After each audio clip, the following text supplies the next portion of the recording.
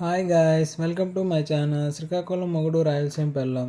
ఈరోజు మా ఆవిడ నా కోసం ఎంతో ఇష్టమైన కొబ్బరి లడ్డూలు చేసింది. ఎలా చేసిందో చూద్దాం రండి. ఒక బాండీలో 2 స్పూన్లు నెయ్యి వేసుకొని 2 కప్పు కొబ్బరి వేసుకుంది. కొబ్బరిని గోల్డెన్ కలర్ వచ్చేంత వరకు ఫ్రై చేసుకుంది. అదే బాండీలో 1 కప్పు బెల్లం, కొద్దిగా వాటర్ వేసి బెల్లాన్ని కరిగించుకుంది. దీనికైతే పాకం అవసరం లేదు. 2-3 యాలకులు కూడా వేసుకుంది. తర్వాత